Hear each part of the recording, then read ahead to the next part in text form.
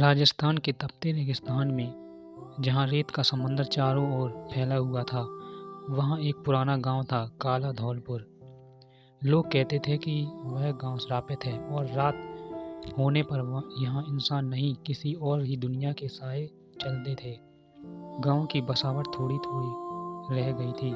आधे टूटे मकान, सूखे बिसातें और हर शाम चलती भयानक हवा। सूरज ढलते ही गांव की औरतें अपने बच्चों को घर के भीतर खींच लेती और दरवाजे कसकर बंद कर देती। कोई बाहर नहीं निकलता था क्योंकि वे सब जानते थे कि रात में कोई और निकलता है। इस भय के बीच में एक शहर का नौजवान आरब वहां आ पहुंचा।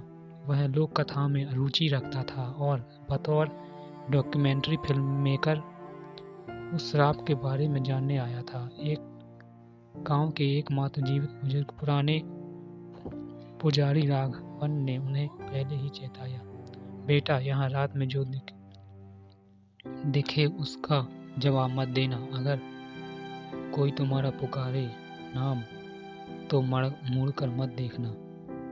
आरब ने इसे लोक कथा की बात समझकर हंसी में टाल दिया। उसने अपना कैमरा सेट किया और गांव की गलियों में घूमने लगा। शाम के रंग लाल से काले हुए और हवा में ठंडक फैल गई। तभी दूर मंदिर के खंडरों से किसी ने पुकारा, आरब। वह ठिठक गया। यह आवाज़ बिल्कुल वैसी थी जैसी उसकी माँ की थी। दिल में कुछ कांपा, पर वो बोला, कोई मजाक कर रहा है। लेकिन आवाज़ फिर आई, इस बार और पास से, आरब, मुझे बचा लो। उसके कैमरे की स्क्रीन पर उस खंडहर में हलचल दिखी। कुछ परछाइयाँ, कुछ मनुष्यों जैसी आकृतियाँ, पर आंखें चमकती नीली दिखीं। आरब ने सावधानी से कदम बढ़ाए। दरवाजे के पार जैसे किसी ने फुसफुसाकर कहा, तू भी अब यहाँ का हो जाएगा। अगले ही पल हवा का एक तेज झोंका उठा और उसके कमरे की लाइट बुझ गई। कमरे की रिकॉर्डिंग में आखिरी प्रेम था, रेत पर घसीटे जाते पैरों के निशान, और पीछे खड़ा राघवन जिसकी आंखें पूरे आसमान जैसी काली थी। सुबह गांव के बाहर किसी ने आरब की जीप देखी, लेकिन न आरब मिला न उसका कैमरा। लोग कहते हैं अब रात में जब वहाँ हवा चलती है तो रेत में एक नई आवाज़ मिलती है, यहाँ कोई है क्या?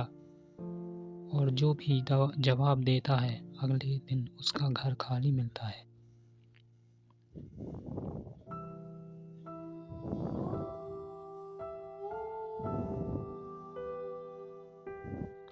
सुबह का सूरज जब रेत से झांका तो काला धौलपुर सूना था। राघवन पुजारी के घर का दरवाजा खुला था। अंदर दीप जला हुआ था, लेकिन आदमी गायब। गांव में बस कुछ ही बचे हुए लोग थे जो अब खुलकर एक दूसरे की आंखों में डर देखने लगे थे। शाम तक खबर फैली कि शहर के एक पुलिस दल आने वाला है। कहते हैं आरब का कैमरा कुछ मील दूर रेत के टीले के नीचे मिला। उसमें रिकॉर्डिंग थी, लेकिन हर फ्रेम पर धुंधली चमकती आकृतियां नाचती दिखती और बीच बीच में एक अजीब आवाज़ गूंजती, धूल लौटेगी खून से। पुलिस कप्तान राकेश सिंह एक व्यवहारिक आदमी था। उसने भूत प्रेत की बातों को हंसी मजाक में उड़ा दिया, पर जैसे ही रात ढली टीले के पास शिव मंदिर में कुछ अजीब हुआ। वहां रखी घंटियां बिना हवा के अपने आप बजने लगी। राकेश ने टॉर्च फेंकी तो देखा मंदिर की दीवारों पर नाम खुदे हुए हैं। सभी नाम उन लोगों के थे जो पिछले 100 सालों में गायब हुए थे, और आखिरी नाम था आरब मेहरा। यह सर झटका ही रहा था कि एक बच्चा भागते हुए आया, साहब, पुजारी मिल गया। राकेश दौड़ा। मैदान के किनारे रेत में आधा धंसा राघवन पड़ा था। उसकी आंखें खुली थी, लेकिन उसमें पुतलियां नहीं थीं। होंठ पर रेत जैसे जम गई थी और हाथ वही मंत्र लिखा था जो उस शाम आरब ने दीवार पर पढ़ा था, मुक्त करो या समा जाओ। राकेश ने सोचा, क्या यह कोई पंथ था या कोई बलि का प्रथा? लेकिन सभी रेत से फिर वही आवाज़ आई, अब अगला तू।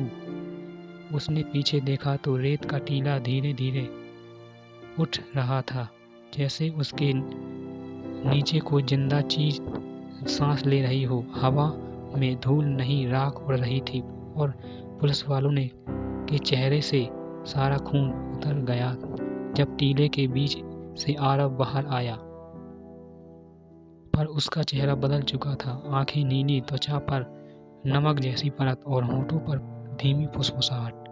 आरव की आवाज भी थी, पर उसमें कई और शब्द छलक रहे थे। हम यहाँ के हैं, जो एक बार आते हैं लौटते नहीं।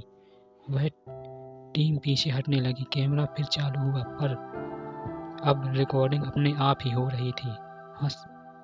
हर लेंस में वही आकृतियां, वही साए और वही फुसफुसाहट। रेत सबको अपने में ले लेती है। सुबह जब खोज अभियान हुआ, कोई नहीं मिला, सिर्फ कैमरे पड़े थे और हर कैमरे में एक नई परछाई जो तस्वीर लेने वाले की नहीं थी। अब भी कहते हैं, रात को काला धौलपुर की रेत से कभी कभी कैमरे की क्लिक सुनाई देती है, और जो रेत में उनकी परछाई खोजने आए वो लौटकर दोबारा नहीं दिखता।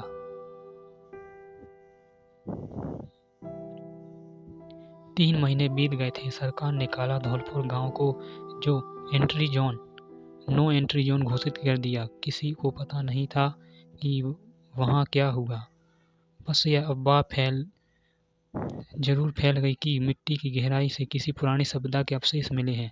शहर की एक पत्रकार माया इस कहानी को सच्चाई तक ले जाना चाहती थी। उसने आरव की पुरानी रिकॉर्डिंग देखी। उसमें हर बार वही आवाज़ दोहराई पड़ती थी, जैसे किसी मंत्र का उच्चारण, मुक्त करो या समा जाओ। माया ने तय किया कि वह जाए या मरे, सच्चाई निकलेगी। वह काला धौलपुर पहुंची। शाम का वक्त था और हवा में अजीब सी ठंडक थी। गांव में झाड़ियां और आधे धसे मकान बचे थे। मंदिर का शिखर अब रात आधा रेत में समा चुका था। वह कैमरा लेकर प्रवेश करती है, तभी एक दीवार के पास उसे ताजा खरोंच के निशान दिखते हैं, जैसे किसी ने हाल ही में कुछ खुदा हो। वह झुककर देखती है, आरव जिंदा है। उसका दिल तेजी से धड़कने लगता है। तभी पीछे से कोई धीमे स्वर में कहता है, तुम्हें भी आना पड़ा। वह पलटती है, आरव खड़ा है, वही चेहरा, वही नीली आंखें, पर आवाज में एक अजीब सी गहराई। तुम अब क्या हो? आरव, माया ने कांपती आवाज में पूछा। आरव ने आसमान की तरफ देखा। मैं वो हूँ जो रेत ने पिया और रूह में बदल दिया। इस गांव इंसानी नहीं, रूहों की पनाहगाह है। हर आत्मा जो यहाँ मरी इस धूल में समा गई। मैं उन्हें आज़ाद करने आया था, पर खुद इनका हिस्सा बन गया। माया ने कदम पीछे खींचे, लेकिन जमीन ने जैसे उसे पकड़ लिया। पाँव नीचे धंसने लगे। आरव उसकी ओर बढ़ा। तुम आई हो तो अब शायद ये श्राप खत्म हो सके। माया चीखी, कैसे? आरव ने कहा, श्राप तभी टूटेगा जब कोई सच्ची आत्मा रूहों को मुक्त करे। मुझे अब कोई विश्वास करने वाला चाहिए। कैमरे की रेड लाइट जल रही थी। रिकॉर्डिंग अपने आप शुरू हो गई। माया की आंखों में आंसू थे और रेत उसके घुटनों तक पहुंच चुकी थी। आरव फुसफुसाया, अब तुम्हारी आवाज ही उन्हें शांति देगी। बोला करो, मुक्त करो या समा जाओ। माया ने कांपते हुए वही कहा। रेत में हलचल हुई। तेज आंधी चली और मंदिर की घंटियां एक साथ बज उठी। क्षण भर में सब शांत हो गया। जब धूल थमी तो वहां कोई नहीं था, न आरव न माया, बस उनका कैमरा पड़ा था। सब कुछ ठीक लगता था, पर जब शोध दल महीने बाद वहां पहुंचा तो मिले कैमरे की रिकॉर्डिंग में एक नई आवाज थी। हम अब मुक्त हैं, या शायद तुम आओगे अगले और उस रिकॉर्डिंग की आखिरी झलक में देखा गया रेत पर कोई लिख रहा था, काला धौल पर अब जाग चुका है। एक वर्ष बीत चुका था। काला धौल पर अब सरकारी फाइलों के रेड जोन कहलाता था। प्रवेश वर्जित था, पर कुछ वैज्ञानिकों की टीम अमेरिका से वहां उतरी थी। उनका उद्देश्य था रेगिस्तान के नीचे दबे अनदेखे ऊर्जा क्षेत्र की जांच। टीम में एक भारतीय शोधकर्ता भी था, डॉक्टर सान्या मिश्रा। उसे बचपन से ही इस गांव की कहानियां सुनाई गई थीं। शायद इसलिए अब उसने आरव और माया को रहस्यमय फाइलें खोली तो उसे कुछ अजीब महसूस हुआ। हर फोटो और के बैकग्राउंड में उसकी बचपन की तस्वीर जैसी एक धुंधली आकृति थी। सान्या ने ठान लिया कि वह गांव के केंद्र तक जाएगी। रात का वक्त था, चांद आधा हवा जमीन में से टकरा रही थी। उसके हाथ में तापमान नापने वाली मशीन थी। थर्मामीटर। अचानक स्क्रीन पर लिखा आया -273 डिग्री सेल्सियस। असंभव है, वह बुदबुदाई। फिर जमीन हिली, रेत में बुलबुले उठे और वहां एक काली सुरंग बन गई। सुरंग के भीतर नीली चमक थी। सान्या ने सूट पहना और भीतर उतर गई। अंदर दीवारें पत्थर की थीं, जिन पर हजारों नाम खुदे थे, और बीच में एक विशाल वेदी रखी थी। वहां एक पुरानी मूर्ति थी, ऐसी जैसी मानो इंसानी नहीं बल्कि आधी जीवित। उसके ठीक नीचे आरव और माया के कैमरे रखे थे। जैसे ही सान्या ने एक कैमरा उठाया, आवाज आई, तुम आई हो आखिरकार हमारी वारिस। वह पीछे मुड़ी। राघवन पुजारी की धुंधली आत्मा खड़ी थी। तुम्हारे पुरखे इस गांव के रक्षक थे।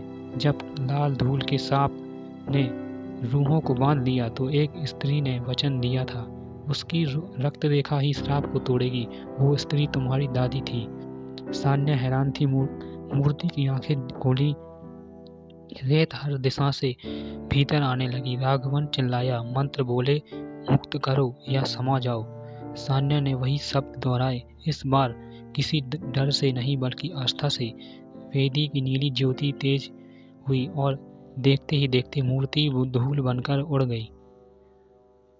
रेत थम गई। मंदिर की दीवार पर खुदे नाम धीरे धीरे मिटने लगे। आरव और माया की परछाइयां उस रोशनी में मुस्कुराई और फिर विलीन हो गई। सुबह जब सान्या की आंख खुली, वह गांव के बाहर पड़ी थी। आसमान पहली बार स्वच्छ नीला था। कोई फुसफुसाहट नहीं, कोई भय नहीं। उसने कैमरा उठाया और रिकॉर्डिंग चालू की। स्क्रीन पर बस एक वाक्य उभरा, धूल अब शांत है, धन्यवाद। सान्या ने आसमान की ओर देखा। हवा में एक मीठी शांति थी। शायद इस बार सदियों बाद काला धौल पर सचमुच मुक्त हुआ था।